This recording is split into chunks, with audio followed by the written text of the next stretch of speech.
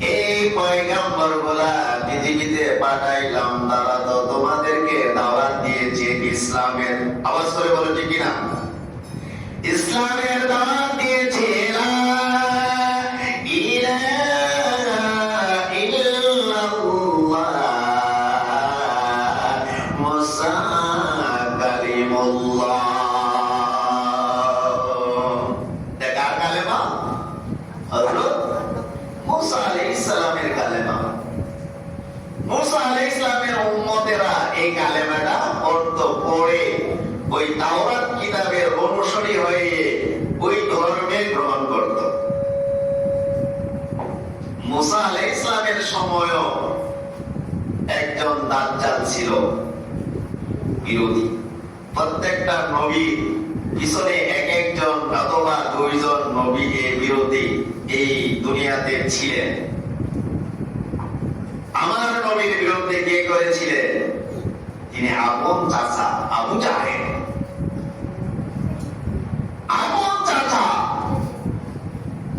সে আবু জাহেল নবীজির বিরুদ্ধে কাজ করেছিল তার সঙ্গে পাঙ্গিদেরকে নিয়ে। মুসা আলাইহিস সালামের উম্মতের জন্য এই কালেমাটা ছিল। মুসা নবীর উম্মতেরা এই কালেমাটা পাঠ করত। হযরত মুসা আলাইহিস সালাম তিনি যখন পৃথিবীতে আসবেন, এই হযরত মুসা আলাইহিস সালাম যখন এই পৃথিবীতে আসবেন, মুসা আলাইহিস সালাম আম্মারে জানাইয়া দিলেন জিবরাইলের মাধ্যমে, ও আল্লাহর বান্দে, আপনার ঘরে একজন পয়গম্বর আসতেছে।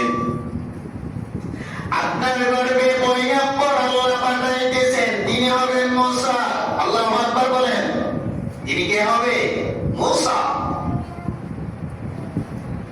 কারণ যেভাবে ফেরাউন এই তার যে ধর্ম প্রচার করতেছে, তার ধর্মটা সত্য নয়। কি কিছু বলছেন? তার ধর্মটা সত্য নয়, তাকে প্রভু মানতে হবে। সে নাকি সব কিছু দিবে, তারে দমন করার জন্য আমার একজন পয়গম্বর দরকার।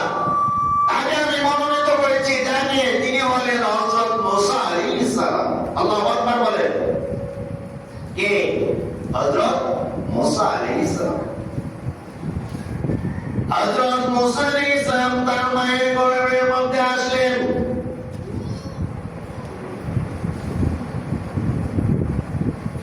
হযরত মুসা আলাইহিস সালাম তার মায়ের গর্ভের মধ্যে আসলেন। ফেরাউন স্বপ্নে দেখতেছেন যেদিন হযরত মুসা আলাইহিস সালাম মায়ের গর্ভের মধ্যে আসলেন, সেদিন মতান্তরে কয়েক মাস পরে তিনি স্বপ্নে দেখতেছেন তার ক্ষমতাটা কে যেন দখল করে নিচ্ছে।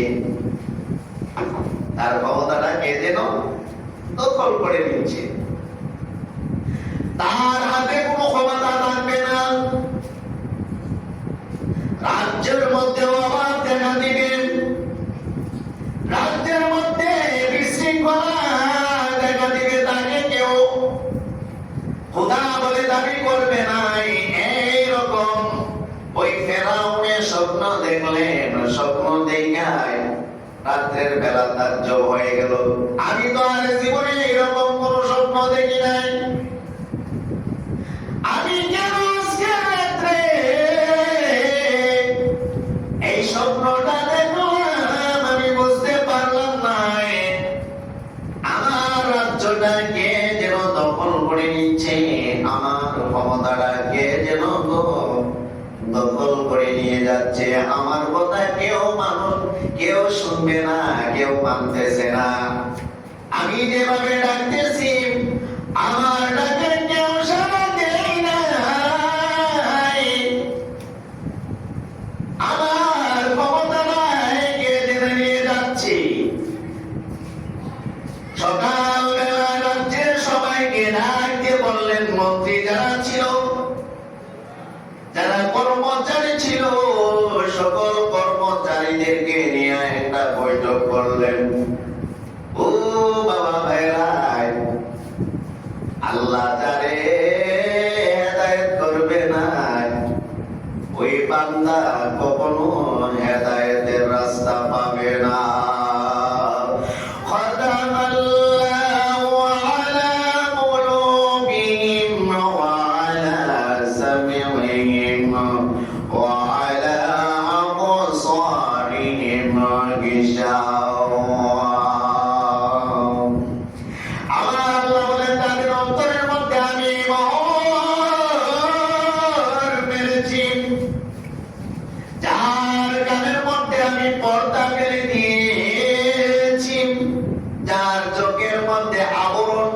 করেছি তারা কখনো হেদায়েতের রাস্তা পাবে না। আল্লাহু আকবার, জোরে বলবেন না।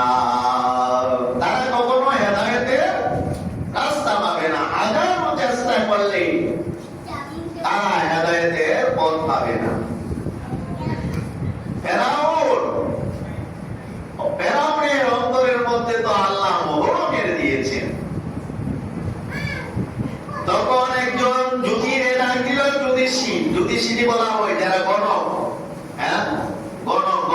আর আগেকার মানুষ এটাকে বিশ্বাস করত। গণক দেখাইতো, হাত দেখাইতে হবে,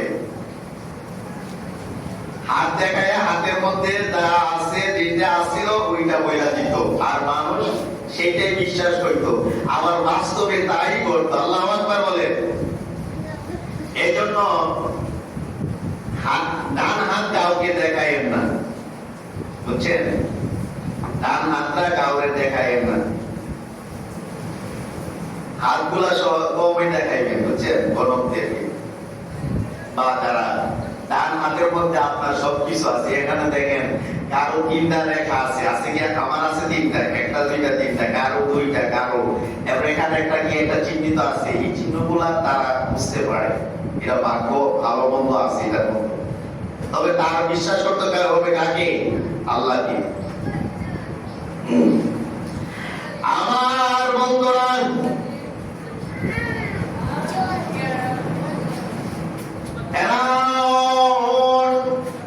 ওই পরামর্শ সবার মধ্যে বলতেছেন একজন গণক নিয়ে আসেন। আপনার যে স্বপ্নটা খুবই একটা ভয়ানক স্বপ্ন, এই স্বপ্নটা সাধারণ স্বপ্ন নয়। আপনি দেখেছেন গভীর রাত্রে একজন গণককে নিয়ে আসেন। একজন গণক নিয়ে আসলো, আল্লাহু আকবার বলে, একজন গণক নিয়ে আসলো। ওই গণক ফেরাউনের ডাইন হাতটা দেখলো। ফেরাউনের ডাইন হাত দেখে গণক নীরব হয়ে রইল, নিস্তব্ধ হয়ে রইল। ফেরাউন ডাক দিয়া বলেন, গণক রে গণক, তুই কেন এইভাবে নীরব নিস্তব্ধ হয়ে রইলি, কথা বলিস নাই? গণক ডাক দিয়া বললেন, নমরুদ রে, আপনার বিপদ আছে, বড় ধরনের বিপদ। আপনার বিপদ দেখিয়া আমি চিন্তিত হয়ে গেলাম যে ক্ষমতা আপনার হাতে, এই রাজ্যটা পরিচালনা করতেছেন, আপনার হাতে ক্ষমতা থাকবে না। আপনার হাত থেকে ক্ষমতা চলে যাবে। একজন এই পৃথিবীতে একজন লোক আসতেছে, সে ক্ষমতাটা দখল করবে। এই পৃথিবীর মধ্যে একজন লোক আসতেছে, কে বলতেছে? গণক।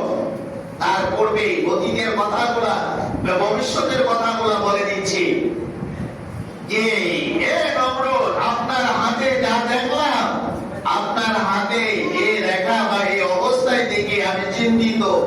কি চিন্তিত?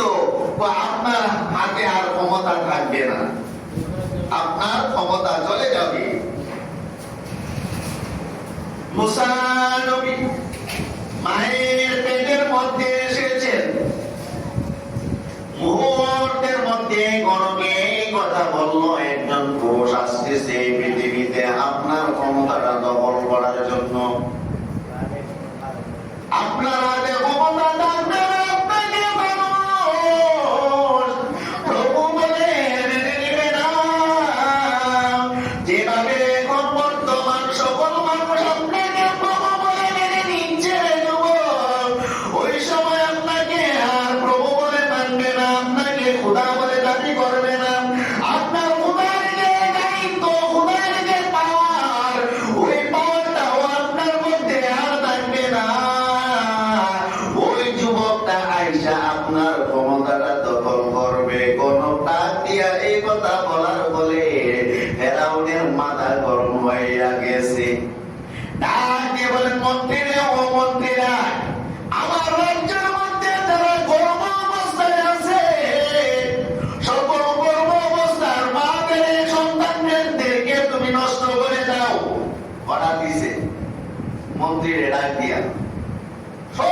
বাপের পেটের মধ্যে যত সন্তান আছে প্রত্যেক সন্তান যেন নষ্ট করে, আর যদি সে নষ্ট না করে তুমি নিজে গিয়ে নষ্ট করে দিবা। আমার ক্ষমতা আমি ছাড়বো না, আমার ক্ষমতা অন্যর কাছে আমি দিব না। আমার রাজ্য আরেকজন দখল করবে, আমার রাজ্য আরেকজন মানুষ আইসাই বসবাস করে আমার হাত থেকে ক্ষমতা নিয়ে যাবে, আমি সেই সুযোগ আমি দেব না। ও মন্ত্রীরা যাও, প্রত্যেকটা বাড়ি ঘরের মধ্যে যাও, যে মাকে গর্ভ অবস্থায় দেখবাই সে মায়ের সন্তানটাই নষ্ট করে দিবাই। কে বলছে? ফেরাও ঘোষণা দিয়ে দিল রাজ্যের মধ্যে। রাজ্যের মধ্যে কি ঘোষণা দিয়ে দিলেন? বাজারের মালিক কে বলেন তো? আমার কথা শোনেন, বাজারের মালিক কে? বাজারের মালিক আল্লাহ। আল্লাহ যদি বাসা কে মানতে পারবে না, আর আল্লাহ যদি না বাসায় কেউ বাসাইতে পারবে, ঠিক না? আমি সেদিন দেখেছি রেলগাড়ির ফাঁকি দিয়ে একটা যুবক পড়ে গেছে, সবাই বলছে শেষ যুবকটা। রেলগাড়ির নিচে পড়লে মানুষ বাসে, আমার কথা মনে হয় না বাসে। আপনারা যেভাবে নীরব মনে হইতেছে বাসকে কমে বাসে। আর গতকাল দেখছি একটা স্টেশনে লাশ পড়ে আছে, এর 3 দিন আগেও দেখছি একটা লাশ। কালকে যখন আমি তালুনি দিয়ে নামলাম, আখাবার থেকে যখন আইছি, যখন লাশটা দেখি কইরা রয়েছে মাছি, বিভিন্ন ধরনের মাছি মশা ধরতেছে। কার লাশ কে বলতে পারে? আর কেউ আসেও না। আপন মানুষ ছাড়া, প্রভাবশালী লোক ছাড়া আশেপাশে এই লাশ নেওয়ার জন্য আসে না, কারণ নিতে আইলে বিপদে পড়বে। হ্যাঁ, ইতিহাসের আইন খুবই কঠিন। আমার জায়গার মধ্যে কেন মরছে সে আগে তুমি জবাব দেও। বরং আমরা যদি বাইরে নাই, আমরা নামে কি হয়? মামলা হয়, ঠিক না? মামলায় ফাঁসি হয়। আর রেলের মধ্যে মরলে রেলের মালিক মামলা দিবে কেন আমার জায়গাটায় মরছে। তুমি মারা গেছো, তোমার পক্ষে নিয়ে রেলের কাছে তুমি মামলা দিবা, সেটাই রেল আইন বিধান রাখে নাই, ঠিক না? আইন বিধান রাখে নাই। তোমার ছেলে কেন মরেছে সেটা জবাব দেওয়া ব্রিটিশের আইন। ঘোষণা আসলো, প্রত্যেক সন্তানকে কি করো? মেরে ফেলো। মারলেন। আমার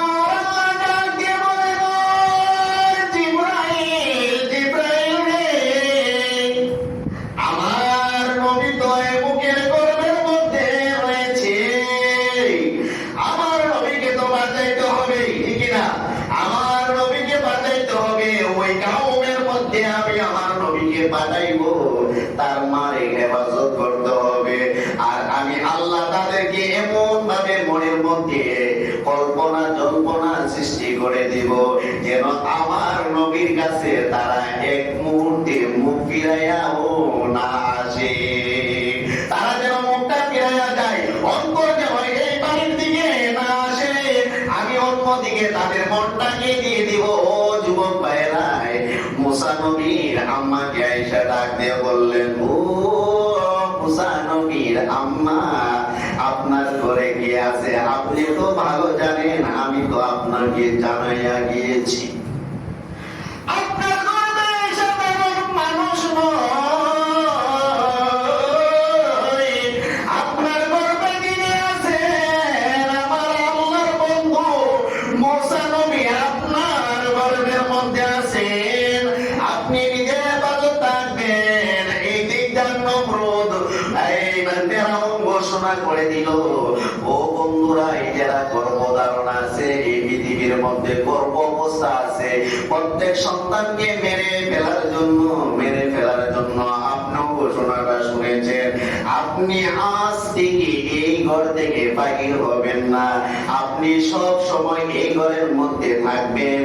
আবার আমি আল্লাহর পক্ষ থেকে আবার আইসায় আপনার কাছে ঘোষণা করে দিব, আমার আল্লাহর নবী নবীকে আপনি কিভাবে হেফাজত করবেন? যখন পৃথিবীর মধ্যে আসার সময় হয়েছে রে যুবক, আল্লাহ ডাক দিয়ে বললেন, ও মুসা নবীর আম্মা, মুসা নবীর আম্মা, আপনি তো আমার আল্লাহর নবীকে বাঁচাইতে হবে, তার মধ্যে একটা সিন্ধুক বানান। আল্লাহু আকবার বলেন। একটা সিন্ধুক বানান, সিন্ধুকের একটা ব্যবস্থা করলেন। আজকে এই মুহূর্তে আপনি এই অঞ্চলে থাকেন নাই, আপনি চলে যান নির্জন এলাকায়, যেখানে মানুষ বসবাস করে নাই, সেই এলাকার মধ্যে আপনি চলে যান। ওই মুসা নবীর আম্মা রাত্রে এলাকা ছাড়িয়া তিনি নির্জন এলাকায় চলে গেলেন, যেখানে মানুষ নাই, কেউ নাই, কেউ বসবাস করে না, কেউ বসবাস করে না রে যুবক। সেখানে গিয়ে রাত্রের বেলা মুসা নবী পৃথিবীর মধ্যে আসলেন। আল্লাহ ডাক দিয়ে বলেন, ও জিবরাইল, তুমি চলে যাও, মুসা নবীর আম্মাকে বলো তাকে যেন এই সিন্ধুকের মধ্যে ঢোকাইয়া নীল নদের মধ্যে বাসায়া দে। চিৎকার করে বলুন আল্লাহু আকবার। মুসা নবীর আম্মা আল্লাহর পক্ষ থেকে যে যে নিয়মগুলো এসেছে, সেই নিয়মগুলো করে পালন করেছেন। মুসা নবীকে সিন্ধুকের মধ্যে ঢুকাইয়া তিনি নীল নদের মধ্যে বাসায়া দিলেন। গভীর রাত্রে বাবায়, এই নীল নদের মধ্যে সিন্ধুক ভাসতেছে ভাসতেছে ভাসতেছে। সকাল বেলায় জানেননি ফেরাউনের স্ত্রী হলেন হযরত আসিয়া। আল্লাহু আকবার বলেন। কে? ফেরাউনের স্ত্রী হলেন হযরত আসিয়া। আসিয়া ছিলেন মুসলমান, তিনি আল্লাহকে বিশ্বাস করতেন। আসিয়ার উপর অত্যাচার করেছেন অনেক, সেদিকে যাব না, সেটা আরেকটা কাহিনী। তারপর আসবো কিছু কিছু অত্যাচার, কিছু কথা আসবে। হযরত আসিয়া সকাল হওয়ার সাথে সাথে দেখবেন আপনারা হুয়াই নদীর পাশে যারা বসবাস করে গো, তাদের কোনো পুকুর নাই আশেপাশে, হুয়াই নদীর মধ্যে আইসা সকালবেলায় গোসল করে, আওয়াজ করে ঠিক কিনা, হুয়াই নদীর পাশে আইসা তাদের কাপড় গুলা দেখছি গুলাই নয়। সকালবেলায় ওইটা এইভাবে ওই নমরুদের পাশে ছিল, ওই নীল নদের নদীটায় হযরত আসিয়া এই সকালবেলায় বাসন গুলা কর্তা গোলায় এবং দেখছি গুলা ধোয়ার জন্য ওই নীল নদের পাড়ের মধ্যে আইসা গেছেন। আইসা যখন বাসন গুলা মাজতেছেন, ধোইবার জন্য পরিষ্কার করতেছেন, হঠাৎ করে দেখতে পাইলেন একটা সিন্ধু আসিয়ার দিকে আসতেছে। চিৎকার করে বলুন আল্লাহু আকবার।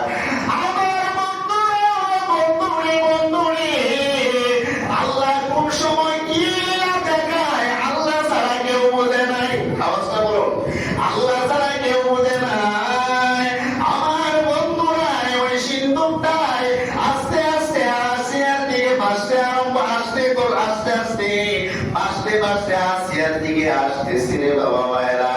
আসিয়াও দেখা যেন কি যেন মনে হইতেছে, এত সুন্দর সিন্ধু, জীবনে তো এইরকম সিন্ধু দেখি না, এইরকম সিন্ধু আমার জীবনে দেখি নাই। এবারে যখন ভাসতে ভাসতে আসতেছে, আসিয়াও একটু পানিতে নামলেন, নাইমা সিন্ধুকটারে কাছে ফিরাইলেন, ফিরাইয়া সিন্ধুকটা তালা মারা। আমার যুবক ভাইরাই, তালাটাও খুলে গেল। আল্লাহর লীলা খেলা বোঝা বড় তাই। আসিয়ার সামনে যখন আসলেন, তালার লকটা খুলে গেলেন এমনিতে। আসিয়া এভাবে একটা পাল্লা আলগি দিয়া যখন দেখলেন এত সুন্দর একটা শিশু, ওই শিশুটা আসিয়ার দিকে তাকাইয়া একটা মুস্কি হাসি মারলে।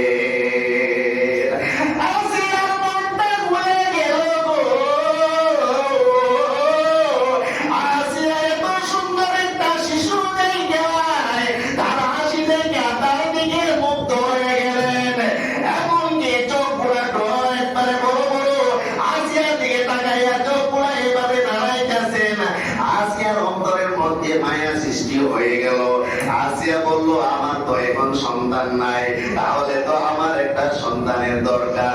আমি দেখি এই সন্তানটারে আমার দেখা মায়া লাগলো, আমি আমার ঘরের মধ্যে নিয়ে এই সন্তানটারে লালন পালন করব। আসলে এই সন্তানটা কি সাধারণ সন্তান নাকি একজন আল্লাহর পয়গম্বর? মুসা নবী কার কাছে লালন পালন হইতেছে, ঘটনাটা দেখেন রে বাবা ভাইয়েরা।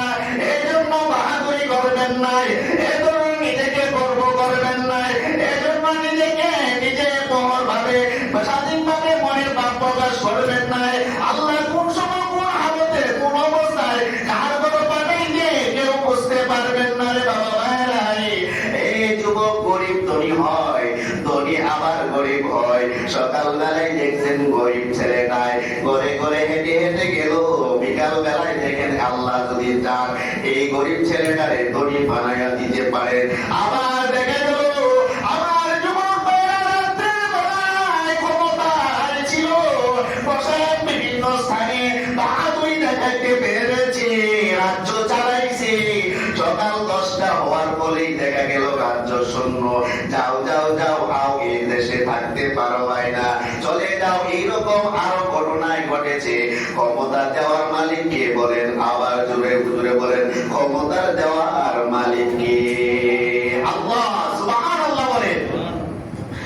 আমার বন্ধুরা, মুসা নবী ওই সিন্ধুক থেকে করে আসিয়া নিজের করে নিয়ে চলে গেলেন। নিজের করে নেওয়ার ফলে এখন তো স্বামীর অনুমতি লাগবে। আওয়াজ করে বলুন, এই স্বামীর অনুমতি লাগবে কিনা?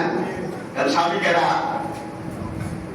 স্বামী কেডা? ফেরাউন। স্বামী কেডা? ফেরাউন। তারে মারার জন্য ফেরাউনি জল্পনা করেছিল। প্রত্যেক নারী সন্তানকে কি করে গর্ভ অবস্থাকালীন যে নারীগুলারে মেরে ফেল, দেখা যাবে না, ছেলে হোক আর মেয়ে হোক, যেই হোক মেরে ফেল। আর এই সন্তানটা এখন কার ঘরে বলেন তো? ফেরাউনের ঘরে। ফেরাউনের ক্ষমতার মধ্যে চেয়ারের মধ্যে বসা ছিল। আসিয়া খবর পাঠাইল, স্বামী গো, ও স্বামী, স্বামী আমার স্বামীরে কে বলবাই, আমি একটা কচি মাসুম বাচ্চা একটা সিন্ধুকের মধ্যে পাইলাম। সিন্ধুকের মধ্যে পাইলাম, এই সিন্ধুকে পাইয়া মাসুম বাচ্চাটার দিকে তাকাইয়া আমার মনের মধ্যে মায়া সৃষ্টি হয়ে গেল।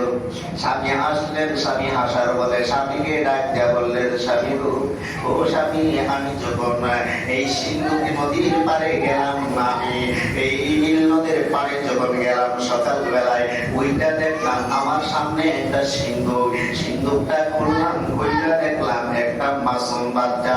আর চেহারাটা এত সুন্দর, আমার মায়া লাগি গেল। ও স্বামী, আমি ওই শিশুটারে নিয়ে আসলাম। এখন আমার মনে চাইতেছে এই শিশুটারে আমি লালন পালন করতাম, আপনার অনুমতি চাই।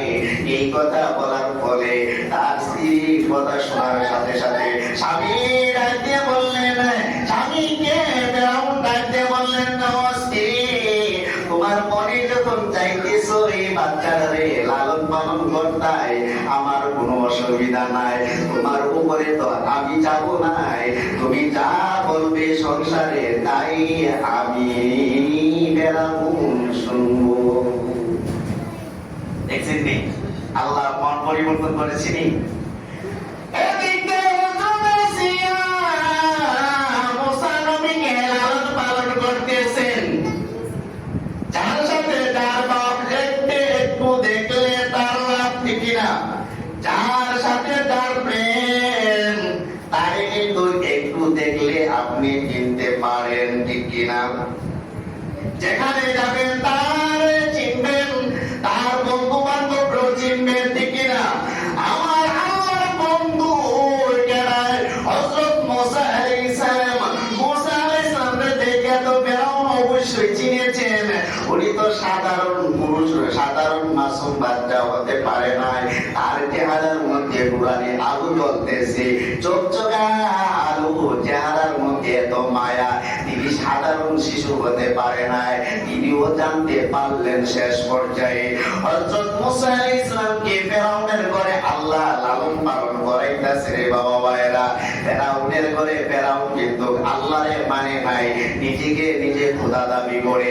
আমার বন্ধুরাই, আপনার গভীর মনোযোগ, শেষ পর্যন্ত মুসা আলাইহিস সালাম যখন হাঁটতে শিখলেন, এভাবে যখন হাঁটু দিয়ে এক জায়গায় থেকে আরেক জায়গায় আসা যাওয়া করতে পারে না, মুসা আলাইহিস সালাম যে দিকে যায় তার চেহারার মধ্যে আলোটা সেই জায়গার মধ্যে আলোকিত হয়ে যায়। কিতাবের মধ্যে এসেছে মুসা আলাইহিস সালামের যে জায়গার মধ্যে যাইতো সেই জায়গাটায় অন্ধকার থাকলে আলোকিত হয়ে যাইতো।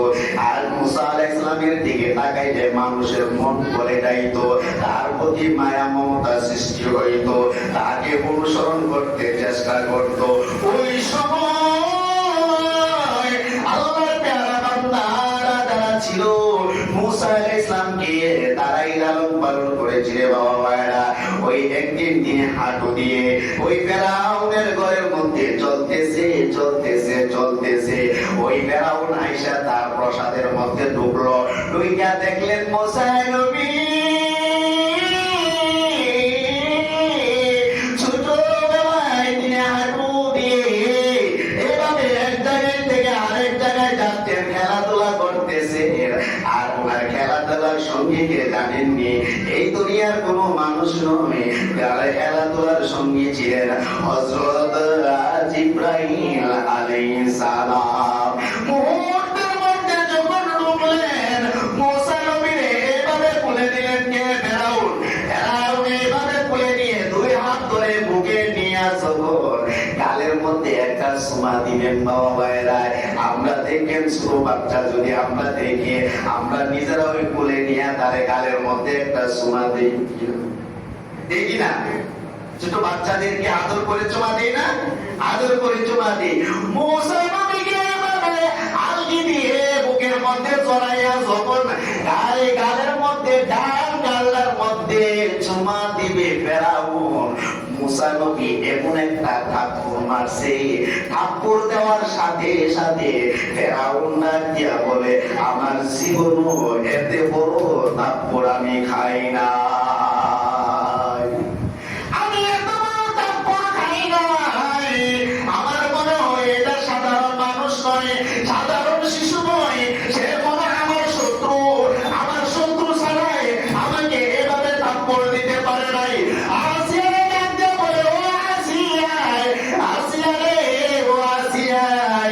আমার ঘরে কোন শিশু লালন পালন করতেছো?